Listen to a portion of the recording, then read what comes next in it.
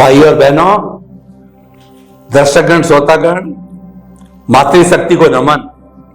हमें बहुत आनंद, बहुत ही प्रसन्नता और मन में बहुत ही स्थिरता, कोई व्याकुलता नहीं, और ऐसा लग रहा है कि ये जो अमृत बरस रहा है उस अमृत का हम पान करते रहे। और वास्तव में ये स्थिति आती कब है? जब हमको सही दिशा में सत्संग मिलती है। ऐसी सत्संग जो किसी का काट ना करे, किसी के विरोध की बात ना करे, अपने पक्ष की बात ना करे, वो तो मुक्तता की अनुभूति करावे। और कितना बड़ा सिद्धांत है स्वामी जी का कि कुदरत को समर्पण ही सच्चा समर्पण है, उसके ऊपर कोई होता नहीं है।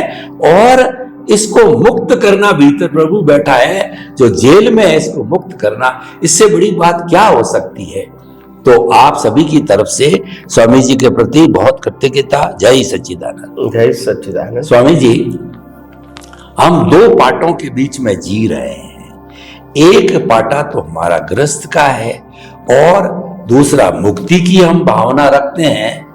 तो दोनों के बीच के अंदर जो है, हमारे जैसा कि हमारा चलता है सामाजिक जीवन, धार्मिक जीवन, कुल धर्म, और अब आपका अध्यात्म विज्ञान आ गया।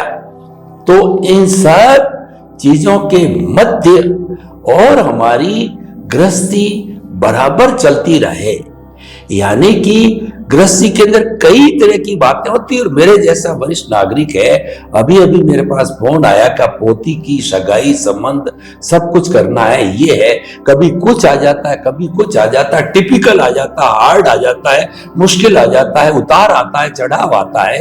इन सब चीजों के आने के बाद जो है, हम पूरे जीवन के अंदर हमारे कोई विचलन न आए, चाहे बुरा से बुरा हो जावे और अच्छा से अच्छा हो जावे, हम विचलित नहीं हो, मध्यस्थ रहें। मैं क्या कहना चाहता हूं कि हर स्थिति को सामान्य दृष्टि से जो है, हम एक ही दशा में रहें, नो चेंज, ऊंचा हुआ नीचा हुआ, नो चेंज।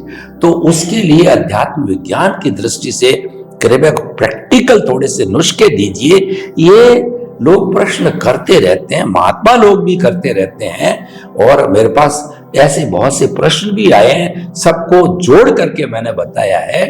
ऐसा रास्ता बताइए मध्यस्थता का कि हम सुखी जीवन जी सके। स्वामी जी कृपया बताइए। प्रश्न के लिए धन्यवाद। देखो, एक बात सहज, सरल और सुगम है और क्लियर है कि मुक्ति का मार्ग कभी डिफिकल्ट हो ही नहीं सकता और संसार का मार्ग कभी इजी नहीं हो सकता। ये कॉमन बात है, और इसीलिए इंडिविजुअल नहीं है, कॉमन है। संसार का कभी इजी नहीं हो सकता है और मुक्ति का मार्ग डिफिकल्ट नहीं हो सकता है। और इजी और डिफिकल्ट के बीच हमको रास्ता निकालना है, दोनों हमारे पास पैरेलल है। तो हमको संसार का मार्ग डिफिकल्ट क्यों लगता है और आध्यात्म का मार्ग इजी क्यों नहीं लगता है? तो क्या संसार का मार्ग डिफिकल्ट इसीलिए लगता है कि हम जिस प्रकार से संसार में जी रहे हैं, मन वचन काया से, परिवार के साथ, समाज के साथ, और सभी प्रकार की मन वचन काया की प्रवृत्तियों को करते करते जी रहे हैं। और इसमें भी अप्स एंड डाउन्स आते रहते हैं, अच्छे बुरे समय आते रहते हैं। तो आखिर जीवन तो जीवन है। हमको एक बार ये बात बिल्कुल परफेक्टली समझनी पड़ेगी। जीवन का मतलब होता है जो हर समय जिसका ऑटोमेटिकली विदाउट चॉइस अंत हो रहा है। और जीवन का दूसरा अर्थ है जो बीत गई वो दोबारा इस बर्थ में नहीं आएगा। ये दोनों बातों से सिद्ध होता है life is not your choice. अगर चॉइस होती है तो मैं बार बार एक ही प्रकार का काम कर सकता हूं, मगर ऐसा नहीं है। तो हमको दृष्टि बदलनी पड़ेगी। लाइफ के लिए कहता हूं मैं, लाइफ का मतलब होता है डिसाइडेड प्रोग्राम, अपने अपने समय पे अंत हो रहा है, वो लाइफ है। और वो अंत हो रहा है, अगर उसमें हमको रिलैक्सेशन महसूस करना है विथ ऑल डिफिकल्टीज, तो आपको एक बात ध्यान में रखना पड़ेगा। अभी मैं आध्यात्म का सब्जेक्ट ओपन नहीं करता हूं, आपको एक बात ध्यान में रखनी पड़ेगी। जो समय, जो क्षण, जो दिन, जो साल बीत गए, इसको इंटेंशनली दोबारा याद करने की कोशिश मत करो। फर्स्ट, क्योंकि कुदरत ने भी अपने मस्टर में से वो क्षण निकाल दिया है जिसको तुम याद करते हो, और कुदरत भी हंसती है कि भाई मैंने निकाल दिया है, तुम क्यों याद करते हो, दोबारा नहीं आने वाला है। मगर क्योंकि हमारी कमजोरी है, हम ये समझते हैं कि हम अपना जीवन वर्तमान जीते हैं, वो बुद्धि, चालाकी, होशियारी और मेहनत से जीते हैं। ये मिथ्या मान्यता है। राम को भी वनवास जाना पड़ा, बुद्धि, चालाकी, होशियारी नहीं चली, और राम की भी सीता उठा के ले गए, बुद्धि, चालाकी, होशियारी नहीं चले। कृष्ण भगवान का भी जन्म जेल में हुआ, बुद्धि, चालाकी, होशियारी नहीं चले, और माता पिता को भी छोड़ना पड़ा, और जहां उसका जन्म हुआ था मथुरा भी छोड़ना पड़ा। मथुरा जो उत्तर प्रदेश में है, सेटल इन गुजरात, इन द्वारका। नहीं, अगर हमारे पास चॉइस है तो ऐसा क्यों करेंगे? अगर हमारे पास पावर है तो ऐसा क्यों करेंगे? मगर ऐसा नहीं है। तो एक बात को पहले समझना पड़ेगा, life is not for happiness. ये जीवन सुख की प्राप्ति के लिए नहीं है, ये जीवन चॉइस भी नहीं है, ये जीवन कर्मों की भुगतान के लिए है। और जो जो कर्म किए हैं पिछले अवतार में, उसकी भुगतान करना ही पड़ेगा, और वो भी विदाउट चॉइस। अगर आपको इसी प्रकार का जीवन दोबारा नहीं चाहिए, तो उनके लिए कोई भी कर्म के लिए आप सिग्नेचर नहीं करो कि ये करेक्ट है। क्रोध हो गया, क्रोध करना करेक्ट है, वो नहीं मानो। झूठ बोल दिया, झूठ मानना सही है, वो नहीं मानो। किसी की हिंसा कर दिया, हिंसा करना सही है, नहीं मानो, तो दोबारा नहीं आएगा। कोई भी कर्म तुम्हारी सिग्नेचर के बिना नहीं बनता है। और आप सिग्नेचर भी करेंगे और कहेंगे भुगतान भी नहीं करना है, दो बात कैसे बनेगी? आपने सिग्नेचर कर दिया, आपका पावर खत्म हो गया, अभी वो पावर कुदरत के पास गया। फिर कुदरत वो सिग्नेचर का जो रिजल्ट देगी वो ही आपको फॉलो करना पड़ेगा, आपके पास चॉइस नहीं। लाइफ चॉइस नहीं है, लाइफ कर्मों की भुगतान है, वो भी पिछले अवतार के कर्मों की वर्तमान में भुगतान करना, उसी का नाम लाइफ है। वो चॉइस नहीं है, और आप इसमें चॉइस ढूंढोगे तो ये गलत है।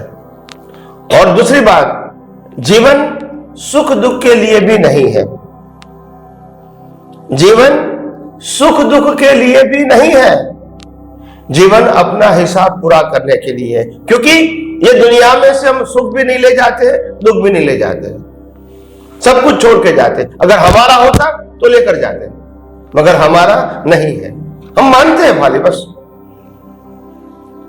सत्ता संपत्ति संबंध साधन मेरा है, मानते हैं तो फिर ले जाओ, तो बोला ले जाते नहीं तो मतलब मानने का मतलब क्या है? अगर जीवन तुम्हारा है तो फिर ले जाओ, बोला ले जा सकते नहीं तो फिर मानने का मतलब क्या है? फैक्ट स्वीकारो ना कि ये भी कुदरत का है और शरीर भी कुदरत का है, और शरीर के साथ जुड़ा हुआ सत्ता संपत्ति संबंध साधन भी कुदरत का है। स्वीकारने में क्या तकलीफ है? आखिर यही तो सनातन सत्य नहीं है? आपके पास कोई ऑप्शन है? कोई नहीं है।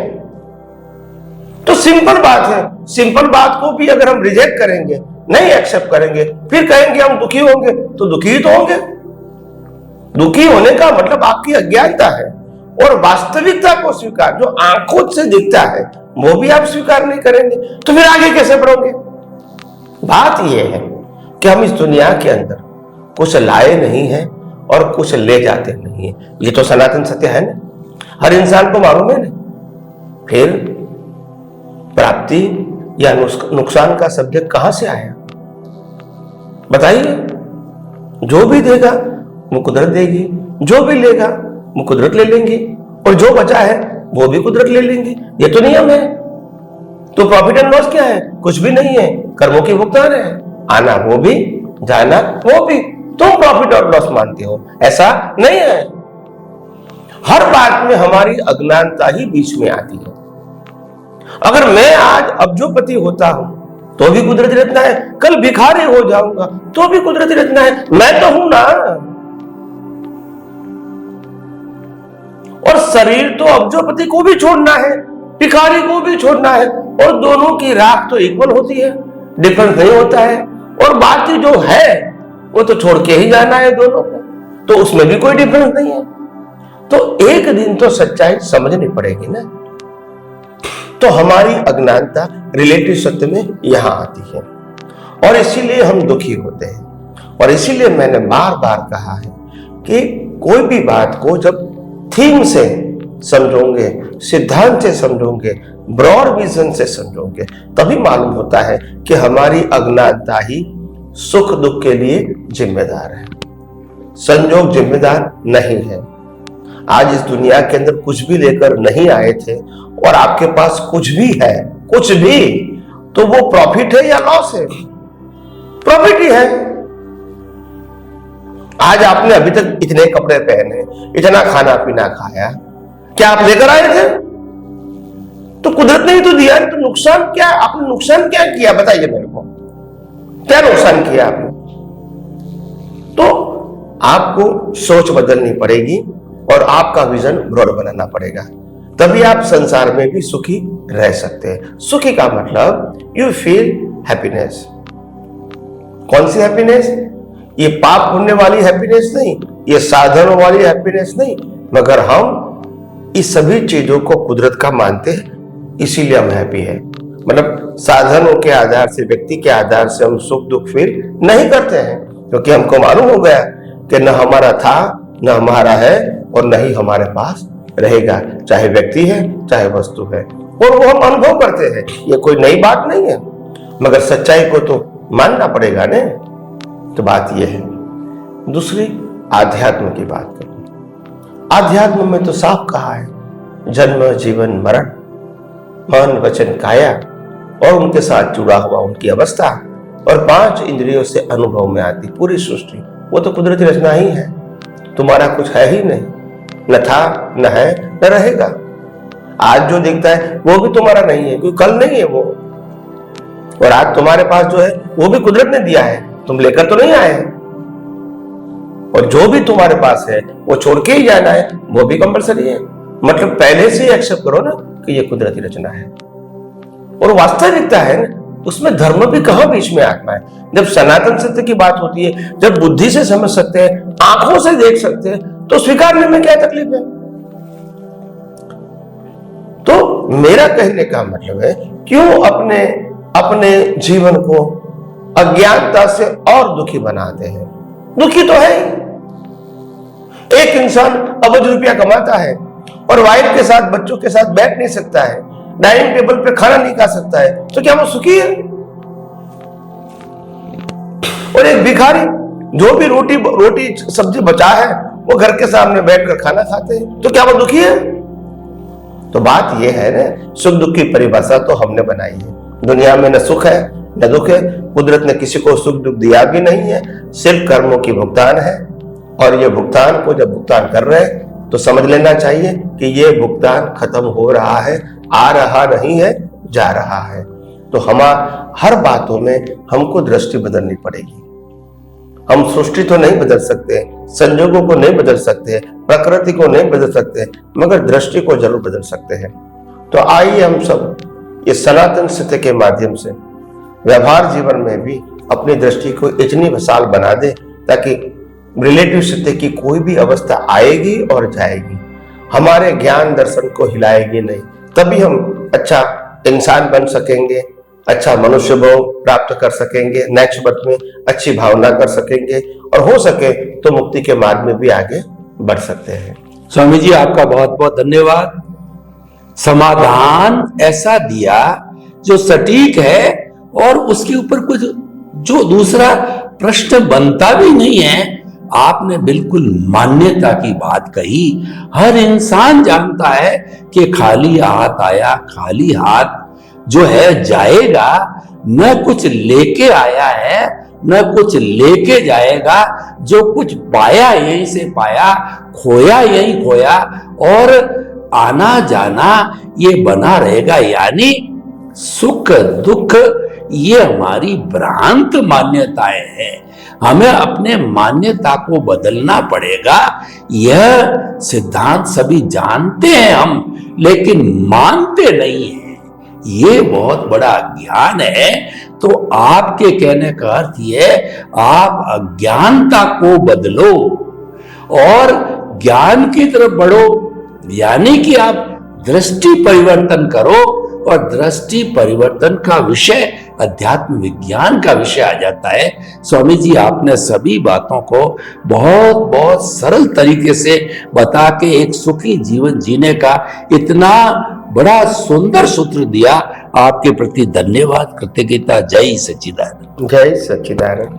स्वामी जी इतने एपिसोड आपके साथ में कहा, मतलब बताते, प्रश्न करते, आपके जवाब सुनकर के मेरे मन के अंदर ये बात आई कि आप जो बात करते हैं वो इस कहावत के साथ लागू होती है, 100 बीमार एक अनार।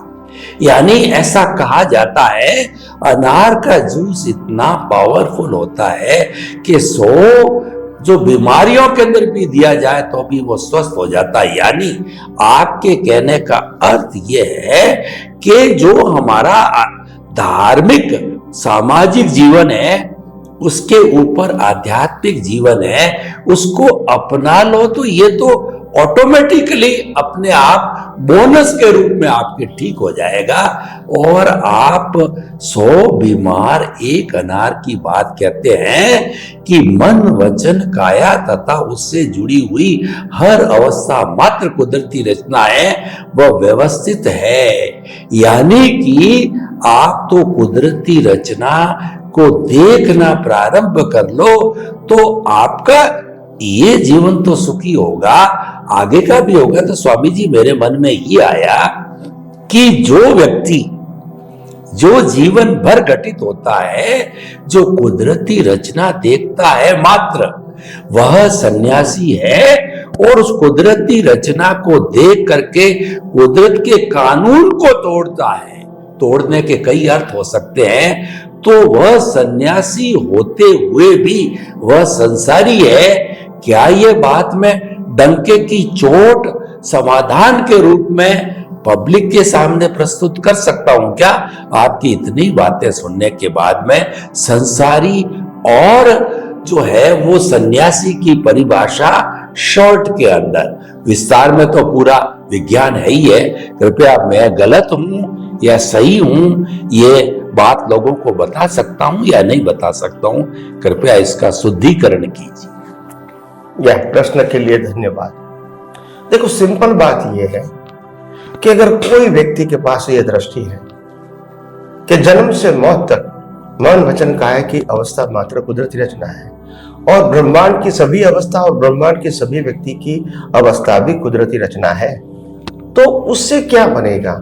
उससे देहाध्यास नहीं रहेगा, मालिकी भाव नहीं रहेगा, कर्ता भाव नहीं रहेगा, भोक्ता भाव नहीं रहेगा। ये नहीं रहेगा। उससे बड़ा सन्यासी कौन हो सकता है? जिसके अंदर देहाध्यास नहीं है, जिसके अंदर कोई भी चीज की मालिकी भाव नहीं है, कर्ता भाव नहीं है और भोक्ता भाव नहीं है। यानी कर्ता भोक्ता मालिक नहीं, वही तो देहाध्यास नहीं है।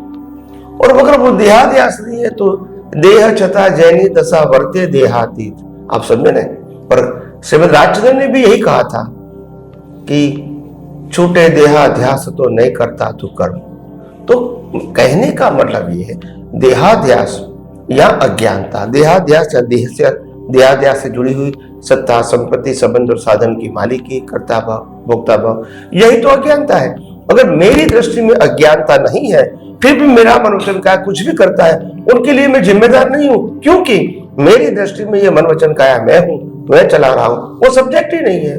तो आइए हम अगले एपिसोड में और आध्यात्म विज्ञान की बात करते रहेंगे। स्वामी जी आपका बहुत बहुत धन्यवाद, बड़ा सुंदर समाधान दिया। देहाध्यास और अपने खुद की अनुभूति करना, ये दो रास्ते हैं। जो खुद की अनुभूति में रहता है, जो कुदरती रचना को देखता रहता है, कुदरत को समर्पित रहता है, वो सन्यासी है। और देहाध्यास के अंदर जो रहता है, जो आपने सारा विस्तार से बताया कि मालिकी भाव, मोहनीय कर्म, सारी चीजें जो है उसमें आपने बताई, तो बहुत ही सुंदर परिभाषा दी है। इसका पालन करें तो हम धन्य धन्य कृत्य कृत्य हो सकते हैं। स्वामी जी समस्त श्रोताओं की तरफ से आपके प्रति धन्यवाद, साधुवाद करते कहता जय सच्चिदानंद। जय सच्चिदानंद।